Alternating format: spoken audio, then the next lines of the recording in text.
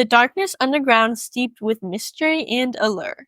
Tunnels seemingly going on forever but are so confusing most are inaccessible. Today, Sophia and I are going on a journey through the catacombs and uncovering the secrets buried beneath the Paris streets.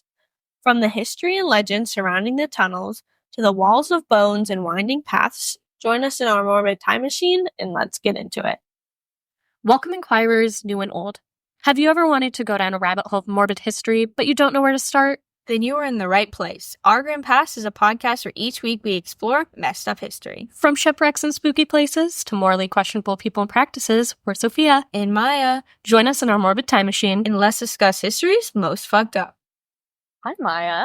Hi, Sophia. Oh my gosh, first week of college back. Oh, you guys, I'm sensory information overload. Information explosion. Literally. Oh my god. I was like, it wasn't this bad last semester, was it? Or No is it like way. Or is it like when you're like childbirth where you forget all the pain? No, it was not this bad last semester, but I do remember I was like, wait, this like first part of the semester is actually kind of crazy, but it was not this bad. How many hours did you take last semester? I had 15. So you only added one. Yeah, but I also added 2 jobs onto it, and I'm in an executive position for my student org now, you guys. Hype it up. Yes, that's so exciting. Yes. Yeah, I added one more class than I did last semester. Mm-hmm. And I'm taking a 3000 level, so. Yeah, I have 2 3000s. I'm cooked. I think it's one of my religion classes and history classes. Okay. But it'll be interesting. I like mine so far. Yeah, mine are interesting. Check back in a couple months. Yeah, check back in the week where all my research papers are due. Midterms and finals. It's okay, you guys. I chose my major. I also chose my major. I'm here by choice. I chose to double major. That's kudos to you. Yeah. Well, okay. One of my psychology is only like 30 credit hours. Okay.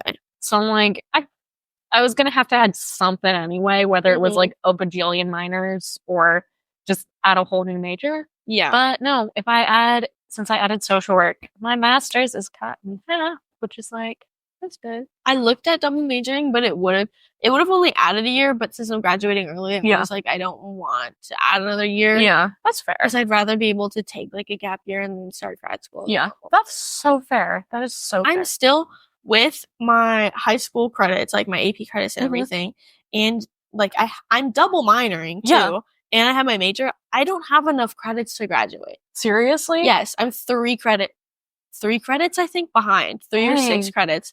So I have to take just another random class. Yeah.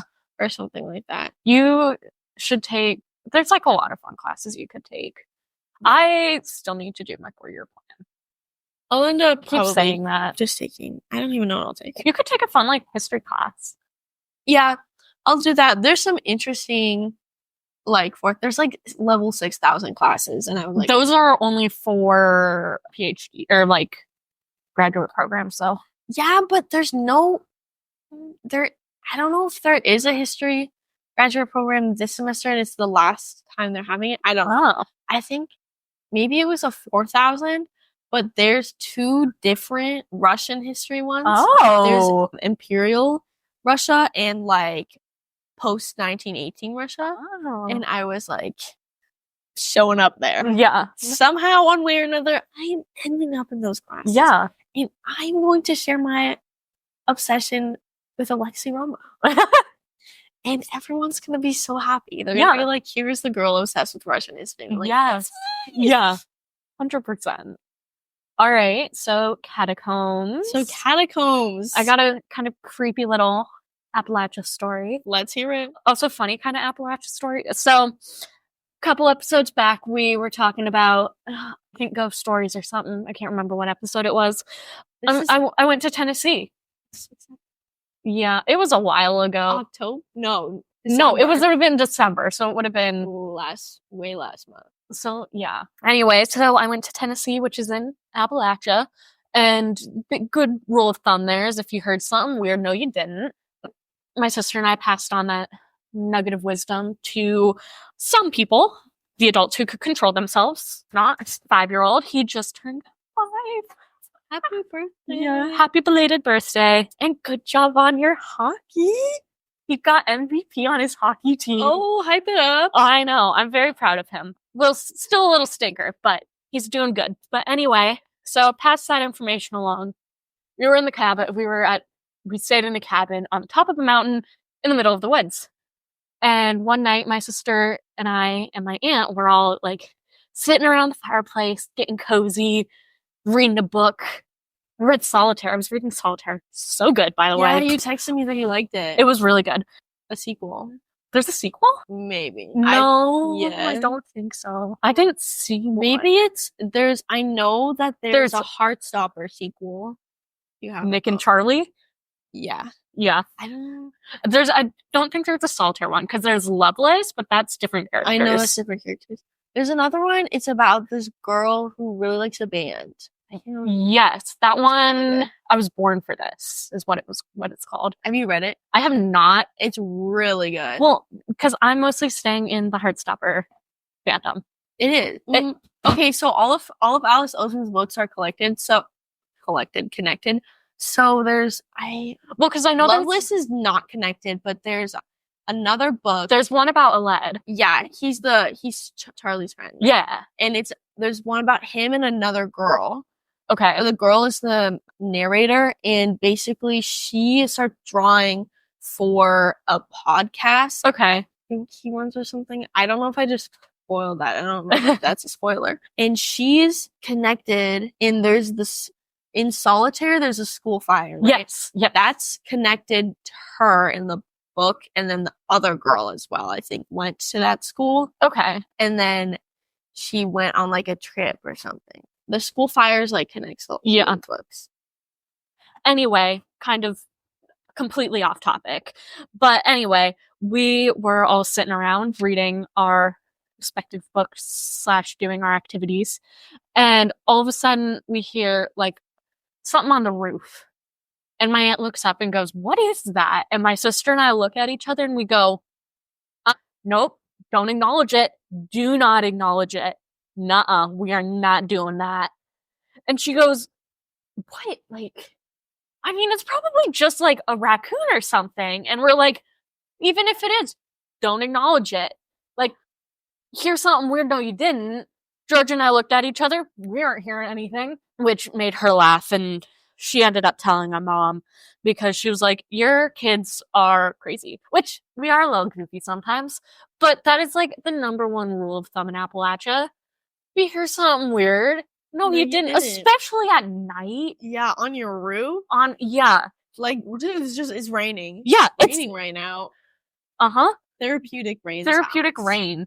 Or it's like in New York. You see something? No, you didn't. Mm-hmm. If you hear something weird, no, you didn't. Don't go whistling in the just like that kind of superstitions. So I was like, that's kind of related, and it made me laugh, and still makes me laugh. Yeah, because we have a few ghost stories with the Paris Catacombs later on. Because Paris Catacombs are spooky. Yes.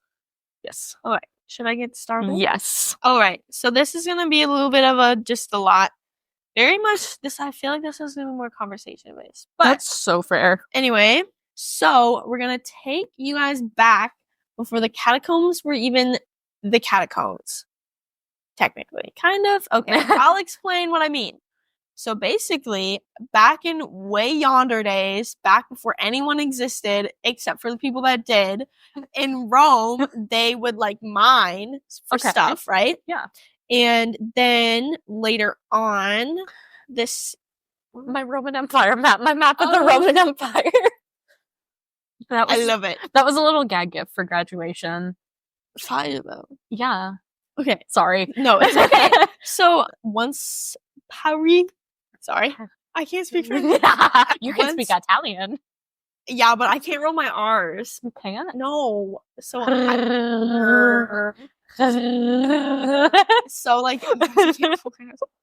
Anyway, guys, just let me get through it. I'm so sorry. Oh my god. Oh, this is gonna make great bloopers. Are these gonna be bloopers or are these staying in? We'll see how I feel. Some of Okay. them might say and still make it to the blooper reel. Awesome sauce. I'm loving it. Okay. Sorry, everyone. College is hard. Also, kind of on that note, too, if we're a little late to things this semester, you guys, if you ever are finish an episode and you're like, I wonder what got posted to the Instagram, and then it's like you just finished listening to our last episode and nothing's been posted, that's because I've had to deal with my whole first week of classes. I'm doing my best. And again, we'll try to post at our normal 6 a.m. on Tuesday, Central American time. But y'all, sometimes things happen. Yeah, we were supposed to record 4 episodes today, and we're recording one because we're like, and sometimes that happens. Yeah, life happens, y'all. Sometimes it just be how it is when it do, you know? We're unstable college kids. This might be the most stable thing in my life. Seriously. Yeah, my mom's gonna be listening to this. Like, what are you even talking about, Maya? Actually, my grandparents listen to this. Shout out, hey guys. So do mine. My whole family listens, except my dad. But we're too compungy for him, which I totally get. That is valid, yeah. Yeah, he's like, I tried so hard, and I'm like, it's fine. I was listening. I'm like, welcome to my brain, though. True. I was listening to it with Fred, and I think we were listening to it in like 1.5. Oh yeah, just because it was like. It was one of the episodes we spoke slower, and I was like, shout out. I was like, this is valid. I listen to it in 1.5 sometimes. Y'all, I have to edit in 1.5 because it makes it sound like chipmunks, and it cracks me. But I also, hot take, I hate the sound of my voice on recording. Mine sounds weird sometimes. This has made me more normalize it a bit more. No. This has made me realize how much I say. That's real. Not even all of my ums and likes make it. I try to cut out most of them if they are like like if they're like weirdly placed. But if it's like a anyway type thing, but I'll say something and go for a really long amount of time, you guys. Yeah. Okay, I actually should start talking. No, it's okay. It's my fault too. All right, going back to the Romans. So they were mining for stuff, right? Okay. Flash forward, Paris is here now, okay? So imagine the little city of Paris before it was the big city of Paris. And so on the outskirts, they've started mining, and there's quarries, and they build a lot of their buildings. I found it's called Lutanian limestone, or also known as Paris stone. And that's been like mined on the outskirts of Paris for a long time since the Romans, as I said. So basically used to be on the outskirts of Paris, right? But the city grew and the city grew, and so then now the buildings are over these quarries. Yep. And since they're directly above the old mines, the buildings are very unstable. And a big part of the leading of the whole like Paris Catacombs things was in 1774, this giant sinkhole that they actually named Road to Hell. Like brought a bunch of houses, people, like streets down, and they fell over 84 feet into the ground and just died. Oh, I was gonna say, did anyone die? Yes, people died, which was it was like, oh my god, that's really bad. And then a bunch more sinkholes started happening over the next few years. And so in 1777, King Louis the 16th. I was going to say 14th. Yeah, the 16th. 16th? XVI. XVI. I don't know my Roman numeral. X is 10, V is 5, I is 1. And if the I is before the V, it's 1 lower. Yeah. And after it's 6, so it'll be 16. Hype it up. He created, that's some French words. He created a team, basically, to, it's Generale de Carrières or something. I don't speak French. Some French words. The IUC is what history.com says. So, wait, did I say 1777? I don't That's know. Your date if you wanted a year. You're like, what year did this happen? 1777. And they basically tried to find all the quarries and maintain them before they all started collapsing under the city of Paris. And so then here's the question they all had. what do we fill these empty quarries with? Well, my friends, we just so happened to collide with a very, very bad public health problem with a bunch of people dying. 1777 and later on. So it was plague? I don't know. Or was it the French Revolution? That hasn't happened yet. When does the French Revolution happen? 18. Okay. But I swear the plague was in like the 1300s, or was there a different outbreak of the plague? There's always plagues. That's so true. French Revolution happened 1789 to 1799. Oh, okay. Yeah. Okay. Anyway, so right around this time, they would, for people that weren't rich, they were buried in like common communal graves a lot at their local church. So basically it's this giant hole where you would like dump a few bodies and then you'd like cover it with dirt until they were like dying. What? Okay, so I am taking a Plagues and Black Death class this semester. And one thing that my professor said that kind of cracked me up, they somewhere someone ended up calling them like they're like human lasagnas or like death lasagnas. Oh, that's funny. Because it's like body and then a little bit of dirt and bodies. And then bodies and then some dirt. Yeah. Yeah. And then they would, yeah. So that, I am giggling. So basically, then the bodies would decompose, right? That's what happens to them. Yes. And then they would dig all of them up and put them somewhere else. Because bones don't take up that space. Yeah. And so basically, this was making stuff kind of smell bad. And they were like, it feels kind of toxic in the air. And people kept getting really mad at the churches. And then there started to be a declining power of the Catholic Church in France. And so in 1765, the Parliament had condemned church burials. So this was 1765. So this was before the sinkhole stuff. Okay. So just like putting that out there first. So all these church like communal stuff is like, and we don't really like this. And so they put them in the ground. Like in the quarries? Yes. Okay. And so this is in 1975, workers began taking the bodies out of these mass graves at night and then putting them in their new resting place, the city's catacombs. So it was basically just convenience. Like it was a storage solution. But then later on, famous people actually ended up getting buried down there. Oh, like who? I don't remember their names. We'll get to that. Okay. I have the slide. And it's the ossuary is what it's called. Okay. I think is what it is. The municipal ossuary is what the catacombs were named for, like the dead part of it. That was 1986. And so basically, we're going forward in time a little bit with this here. Basically, it started out as this humongo pile of bones that were just shoved in the ground. And then later on, when the catacombs started getting revived for like citizen use and stuff, a man named Hericat de Thury like completely restructured the whole place, and he's the reason why when you see pictures there's like skulls like on the walls and in like spires and all this stuff.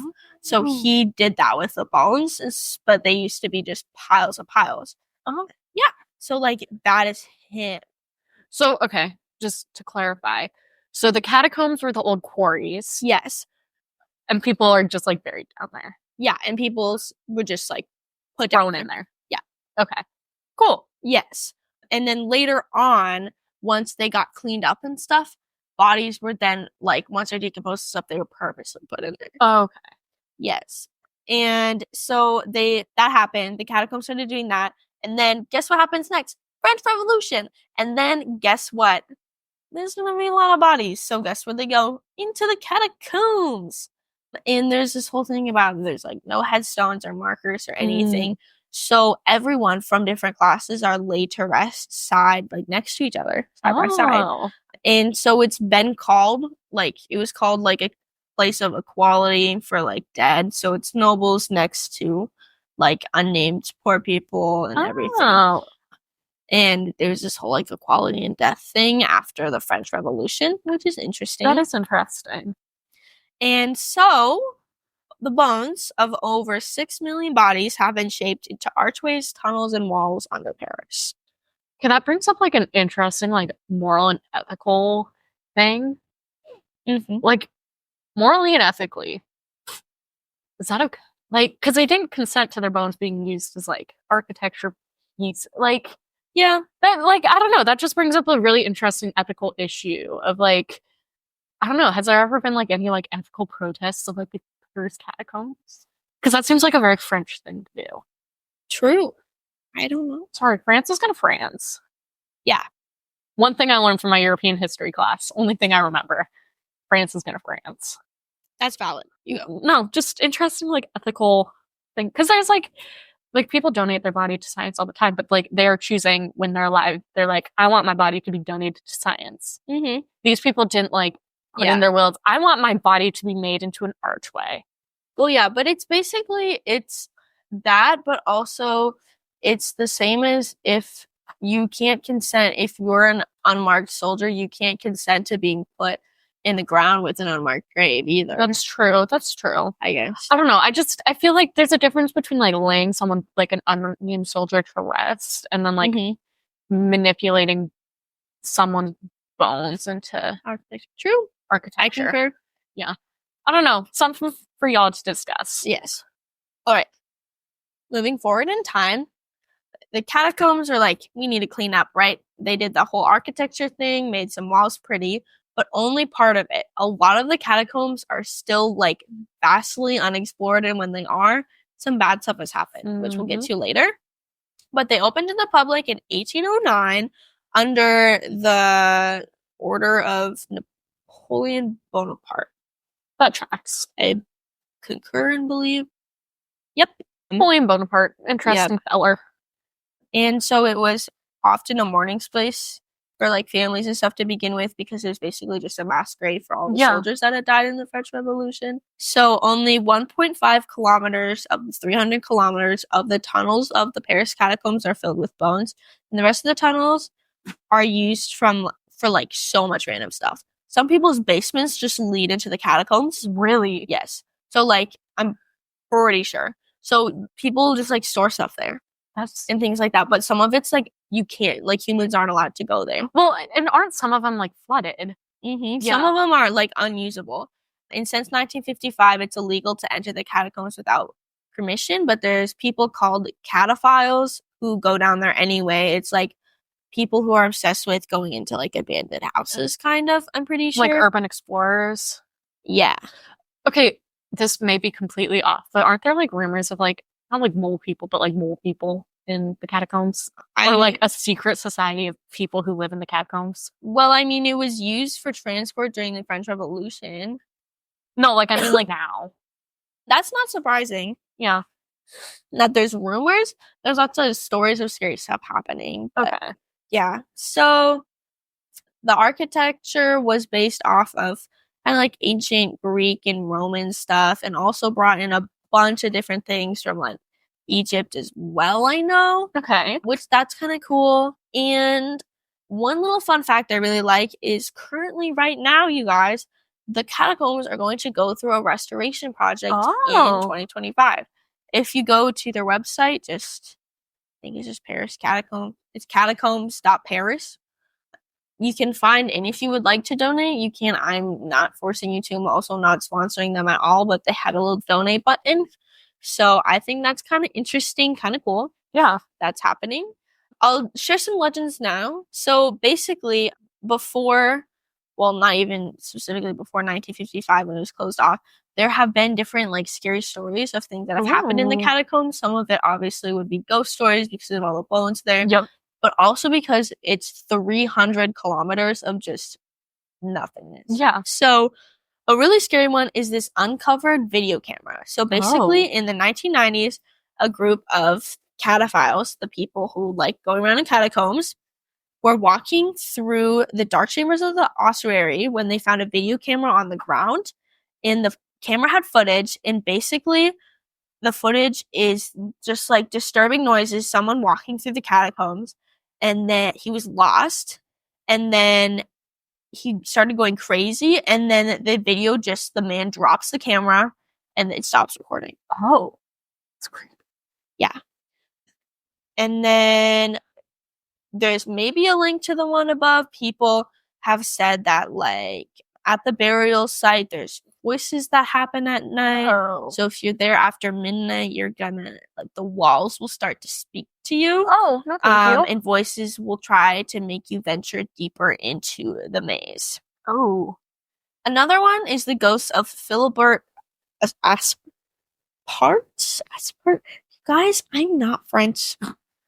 So during the French Revolution, this guy worked at a hospital, and then on a mission to fetch something from a cellar, he ended up in the catacombs by accident and wandered around with just a single candle. He became lost, and people believe he may have also been intoxicated at the time. Oh. And his candle went out, everything turned dark, and he could not escape, and then was found 11 years later. Oh. In the catacombs. And they identified him by his, like, hospital stuff. Dang. And he is buried in the catacombs where he is found. Wow. There's another story of a secret hideout inside of the Paris Catacombs. In 2004, a group of police officers were exploring a part restricted from public access when they uncovered some weird things. They found PA system playing pre-recorded guard dog barking, and then found 3,000 square feet of galleries wired for phone using pirated electricity. Oh. They found a bar, living area, workshop, lounge, and a cinema with room to seat 20 people. And the cinema seats have been carved into the stone of the catacombs. Oh. And they also found cameras on the ceiling recording them. So it does not help the rumors that people are living down there. But then, a few days later, when they went back to the area with a big team to investigate further, everything was gone. Even the seats? Like, yes. That's creepy. The only thing that remained was a note that read in French, it said something, but in English, it just said, "Don't search." Oh, yeah, don't. So, yeah, I'm just gonna, like, that bleach one's my crazy. eyes. Not that didn't happen. Yeah, like, isn't that scary? That's freaky. Yeah. So there's been some crazy stuff happening down there. Yeah.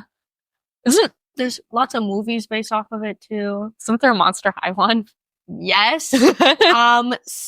It's Scaris. Scaris? It's called Scaris, like instead of Paris. Scaris City of Frights is a movie. What's based her name? Claudine? No, the one who's in the catacombs. Because isn't there one who lives in the catacombs? She has a friend who is, like, locked up there. Oh, okay. And then there's... Because she's, like, the music one, right? Operetta? Yeah. I don't think I swore Operetta was from... I don't remember. I haven't seen the movie for a while, but let me look. She's in the movie, yeah. But no, isn't she from the Paris Catacombs? Didn't she live there? Ugh. Okay, I'm not looking on the right site to see. But anyway, the premise of the movie is Claudine goes there to become a fashion student, and her friends tag along because they want to, like, see Paris.